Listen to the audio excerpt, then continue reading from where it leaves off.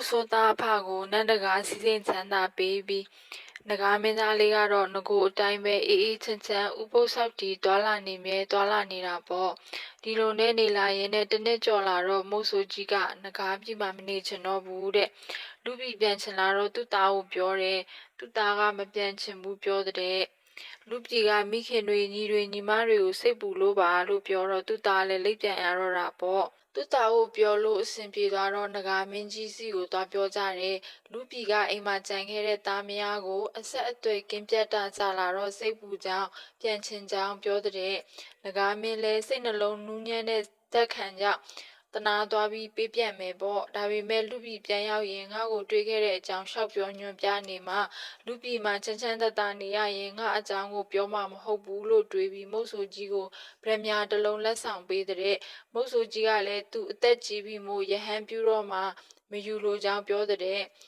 ငကားမင်းသားလေးလည်းတကယ်လို့ရဟန်းမပြုဖြစ်ပဲဥစ္စာလိုအပ်ခဲ့ရင်အချိန်မရွေးလာခဲ့ပါဖိတ်ခေါ်ပြီးငကားလူလင်လေးယောက်နဲ့ရမုံနာမြစ်ကမ်းပေါ်ပြန်ပို့ခိုင်းခဲ့တဲ့ကွယ်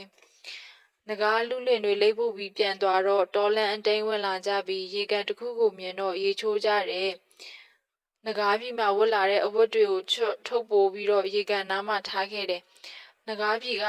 အဝတ်တစားတွေဟာထားတဲ့နေရာကနေကွယ်ပြောက်ပြီးငကားပြည်ကိုပြန်ရောက်သွားခဲ့တယ်တဲ့ရေချိုးပြီးတော့မုတ်ဆိုးသားဖာကိုပေါ်မှာဝတ်လာတဲ့မုတ်ဆိုးဝတ်စုံတွေပြန်ရောက်လာခဲ့တယ်မုတ်ဆိုးရဲ့သားကတော့သူ့ဖေကိုစိတ်ဆိုးတော့တာပေါ့မြင့်မြတ်တဲ့စီးစိမ်တွေပျက်စီးကုန်ပြီဆိုပြီးသူ့ဖေကတော့အိမ်ပြန်ရလို့ပြောနေတယ်မစိုးရိမ်ပါနဲ့တောထဲမှာတမင်ပေါ်ပါတယ်သမင်တွေကိုတက်ပြီးအသက်မွေးကြတာပေါ့လို့နှစ်သိမ့်ပေးခဲ့တဲ့မုတ်ဆိုးသားဖအိမ်ပြန်ရောက်တော့ထမင်းစားပြီးမုတ်ဆိုးကြီးကပင်ပန်းလို့အိပ်ပျော်သွားခဲ့တယ်မုတ်ဆိုးကြီးရဲ့မိန်းမကသူ့သားကို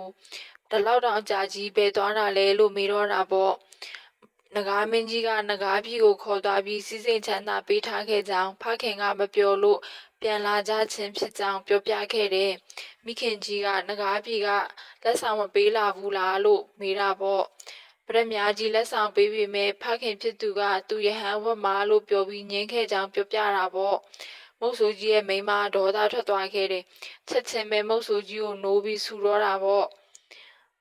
မိန်းမနဲ့ကလေးတွေကိုအကြာကြီးပြစ်ပြီးပျောက်သွားတယ်ငကားပြည်မှာသွားပြောနေပြီးဗရမ ्या လက်ဆောင်ပေးတော့လဲမယူပြန်လာပဲရဟန်းပြုမယ်ပြောခဲ့တယ်ဆိုဘာလို့ငါအိမ်ပြန်လာသေးလဲထွက်သွားပြီးဟမ်းမဲသွားဝတ်ဆိုပြီးဆဲတော့တာပေါ့မုတ်ဆိုးကြီးလည်းအိမ်မနေနိုင်တော့ပဲတောထဲမှာတမင်သက်မုတ်ဆိုးအလုံးနဲ့လှုပ်ကြွေးပါမယ်ဆိုပြီးသားနဲ့အတူတူတောထဲဝင်ပြီးတောလိပ်ထွက်သွားရတော့တာပေါ့ကွယ်